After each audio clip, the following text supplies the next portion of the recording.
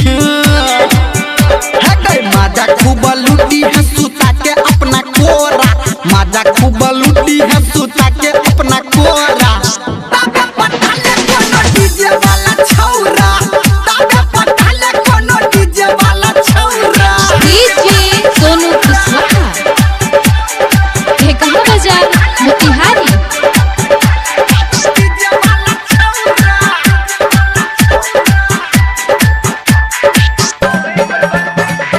लहरा जवानी के नहीं है तो भरा दास गई भतरा से ज्यादा यार रहत हूँ पास गए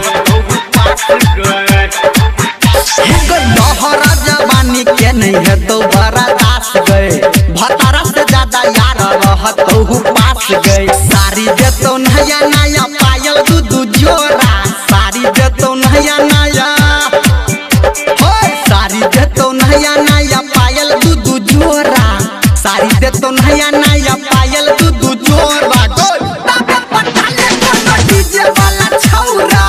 ताबे पटाले कोनो डीजे वाला छौरा डीजे सोनू कुशवाहा कहाँ बाजार मोतिहारी अभी आप सुन रहे हैं सावरिया म्यूजिक। डीजे वाला संगे एगो है तो ऑपरेटर ओकरो से टाका तोहर रहत होगे बेटर ठीके कहै छियो हां डीजे वाला संगे एगो है तो ऑपरेटर ओकरो से टाका तोहर रहत होगे बेटर ससुरो में मजा तू उठा ले थोड़ा थोड़ा ससुरो में मजा तू है गई ससुरो में मजा तू उठा ले थोड़ा थोड़ा ससुरो में मजा तू उठा ले थोड़ा थोड़ा ताबे पटाले कोनो डीजे वाला छौरा ताबे पटाले कोनो डीजे वाला छौरा डीजे सोनू कुशवाहा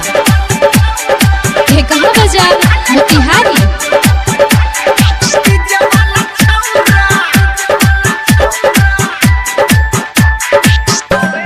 ज्यादा हम तोरा से नहीं करब बहस गए धर्मेंद्र के देख एना नहीं तू हंस गए कह दै छियो हे गए ज्यादा हम तोरा से नहीं करब बहस गए धर्मेंद्र के देख एना नहीं तू हंस गए डीजे संजय गौतम जी ही करे छौनी होरा डीजे संजय गौतम जी हे गे सुनना डीजे संजय गौतम जी ही करे छौनी होरा डीजे संजय गौतम जी करे छौनी हो